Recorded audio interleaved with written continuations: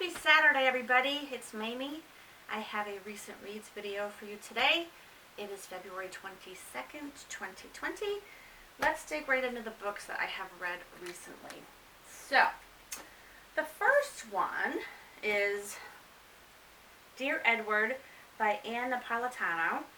This was the Barnes & Noble Book Club pick for February. It was also my Book of the Month choice for December 2019, and I have a bookmark here that I have to save. And it was also Jenna Bush Hager's book club choice for her book club.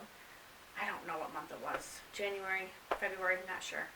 Anyways, the synopsis of this book is this boy, Edward, who is, I think, 12 years old, and his mom and dad and brother go on a plane to relocate because his father got a new job.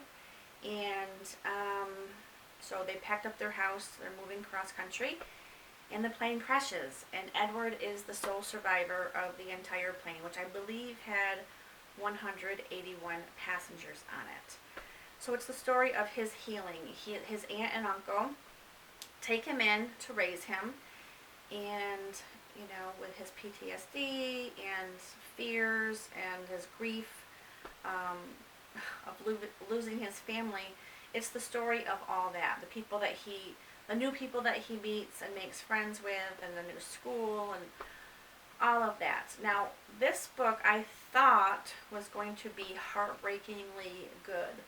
Like, cry out loud, you know, the ugly cry with the tissues next to me reading, which I don't mind crying, to be honest with you. I find it's a release. It's healing. I don't like to cry in front of people. I don't like people to see me cry. But when I watch a good movie, or if I read a good book that makes me cry, I always get something out of it, and I always feel better later. But anyways, this book did not do that for me. I mean, of course, I had compassion for this young boy and all the families that lost their loved ones on the flight. They have other characters in the book about the other passengers and, like, their families, and the author touched base on all that. But overall, it was just maybe a tad bit flat for me. I don't know if it was because the characters were a little underdeveloped, in my opinion. I mean, who am I? Again, I'm just a reader. But I think I gave it a 3-star rating on Goodreads, which is good. I mean, I liked it, but it didn't blow me away like I had thought it was going to blow me away. So that's Dear Edward. And then my next book was my local book club that I host, that I started, I should say. There's 5 of us in this book club, and it was my month to pick, so I chose A Prayer for Owen Meany by Irving. This has been on my book shelves for years. I believe I got this at one of the library book sales probably 10 years ago. I have many books on my shelves that are unread yet, and I still continue to buy new ones. I can't help myself. But anyways, I digress. This book was not very well received in my book club. However, I really enjoyed it. Yes, it's long. It's over close to 650 pages. And the writing, some parts were a little bit tedious. In other words, I think sometimes Irving got on a topic and maybe was a little bit long-winded with it. This book just needed a little bit more of a focused attention reading. It wasn't a difficult read. It wasn't in a language that is hard to comprehend. It was nothing of the sort. It was rather wordy, and it was rather long. So that was probably the biggest complaint of my fellow, I was going to say booktubers, no, of my fellow book clubbers. But for me, I took my time with it. I usually take about a week to read a book, and then because this was so long, I gave it 2 weeks just to be certain, so I had plenty of time to read a 650-page book in 2 weeks. That's more than enough time. So I took my time with it, and I tabbed the heck out of it. I page flagged the heck out of it. I ran out of page flags, as you can see, so I was using little sticky notes. Yes, I annotate my books, I highlight in my books, I underline in my books, and I page flag in my books. Usually things that are profound, something that resonates with me, or the writing is just absolutely gorgeous. I have to mark it so I can find it quickly or whatever. Anyways, this is a story about Owen Meany and his best friend, Johnny Wheelwright. Now, this is a non-linear narration, and I love that. Johnny Wheelwright is the narrator, and he narrates, he tells the story from when they were little boys, and they were in Little League together. And I'm not giving you any spoilers. This is right in the jacket, I believe. Yeah. Yeah. I can laugh because I laughed throughout this entire book. I don't know why my book clubbers didn't find it funny. I laughed out loud all throughout the entire book. Owen Meany was born with a disability of sort. I don't know, they didn't really name it, but he's very small. People pick him up. He's a very small person. Even as an adult, he's a very small person. And he has a very high-pitched, quite annoying voice that people recognize as soon as it's very distinctive. So you know it's Owen Meany when he's talking. So Johnny Wheelwright and Owen are in Little League together, and Owen's never gotten up to bat before. In this one particular game, he gets up to bat, and he hits a foul ball, line drive foul ball, and he hits Johnny Wheelwright's mother and kills her. So it's not funny. I know it's not funny, but it's the story of friendship, it's the story of forgiveness, and it's the story of faith. Owen Meany has a very strong faith, but does not hesitate in the least to criticize particular religions and or ideas that people consider faith. And I found it hilarious, very profound. This is such a good book. I wish everybody would read it, especially all my male friends. I think you'd get a lot out of this book, and I just think you'd find it comical, but very profound, very long, yes. But this is Owen Meany. I will never forget him. I feel like I know him. That's how beautifully he developed. John Irving made Owen Meany in this book. Makes me wonder if it was somebody that he really knew, or that was really in his life, because he was so well developed. But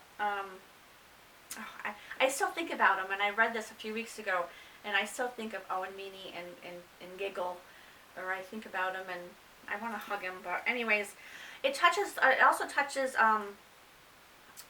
there's political issues in here. It goes from when, let's see, they're boys, well, what's the time frame? 1953 is when Owen kills Johnny's mother with the line drive. Why do I laugh about that? That's not funny.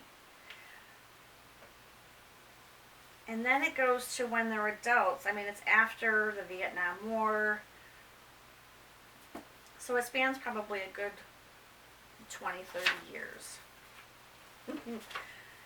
I mean, there are sad parts in it too, but I don't want to give anything away. So please read this. And if you have read this, please talk to me in the comments below. I'd love to discuss this, because all the girls in my book club hated it. Well, I shouldn't even say that. They DNF'd it. You can't really give an honest opinion if you don't read a book entirely. Even if a book stinks, or if it's hard to get into. And this was a little bit, it wasn't hard to get into, but again, he's very long-winded, like I'm being right now.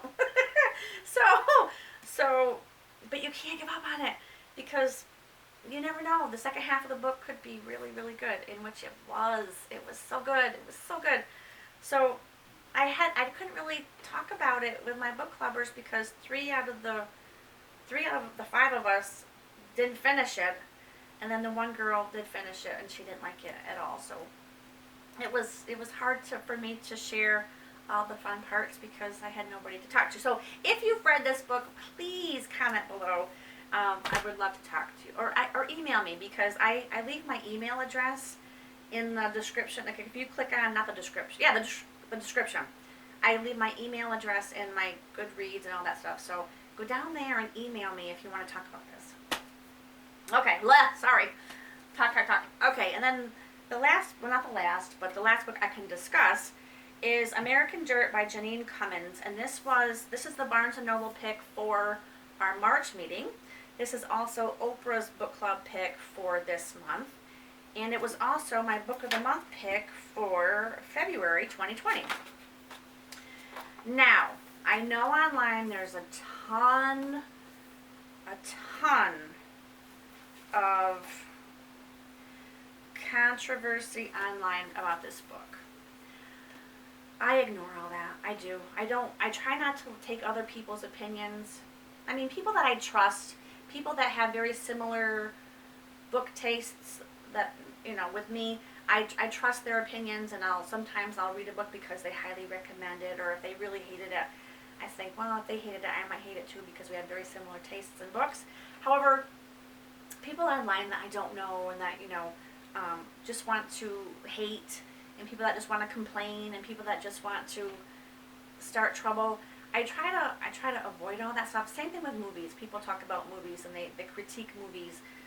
I like to do it on my own and make up my own mind. So that's what I did with this book as well. This book, in my opinion, was so good. I read it in 2 days. I couldn't put it down. I stayed up really late at night. I lost a lot of sleep in those 2 days because I did not want to put it down. This book had me on the edge of my seat the entire time. It's about a woman, what's her name, Lydia? Is it Lydia? Yes. Who is in Acapulco, and she has a family party. I don't think I'm giving this away, right? This isn't in the dust jacket. I don't want to give it away if it's not.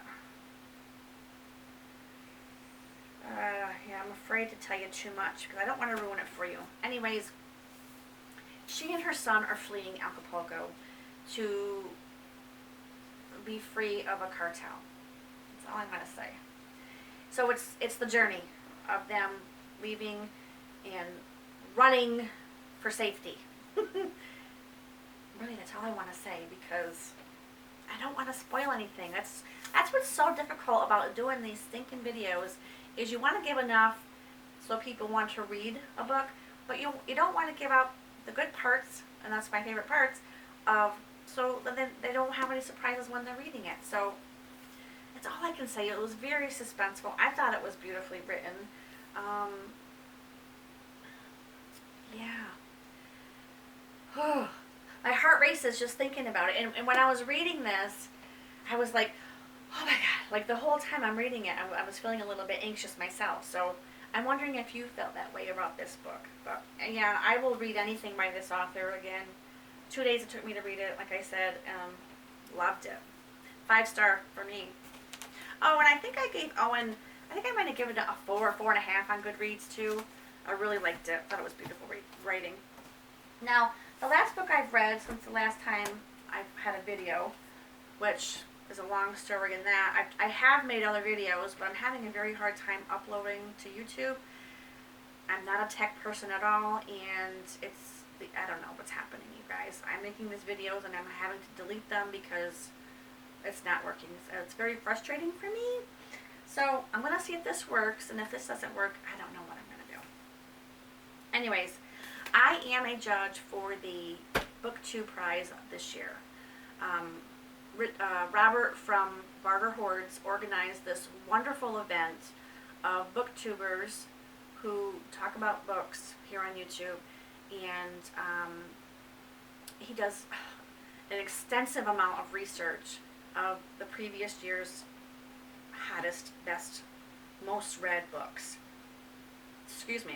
So he makes a huge list, and then he hunts out for judges, and we all, volunteer to judge or whatever, and he organizes it so perfectly. I think he has like a program on the computer in which he plugs it all in, and there's like a random generator kind of thing that puts the judges with a certain amount of books, and there's like 6 books in each category, and then there's how many judges there are, and there's the octafinals, and then the semifinals, and you know, the quarterfinals. I mean, what I'll do is I'll link his video down below because he can explain that much better than I can articulate it. So, but this is one of the books in my category. I'm judging fiction, and I have 6 books to read for February and March.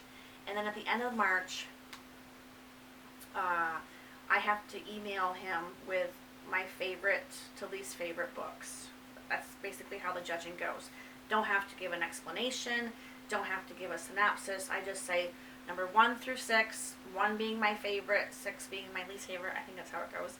And we just email him, and then he plugs all the data into the computer, and then the computer figures out who the next, you know, which books get to the next round.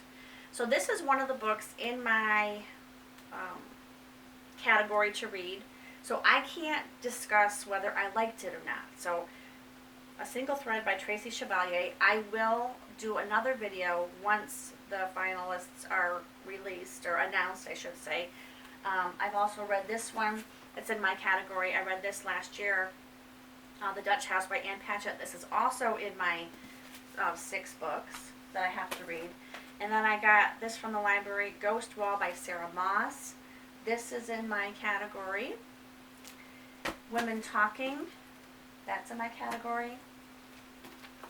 Such a Fun Age by Kiley, Reid. And then I have Gods of Jade and Shadow by Silvia Moreno-Garcia.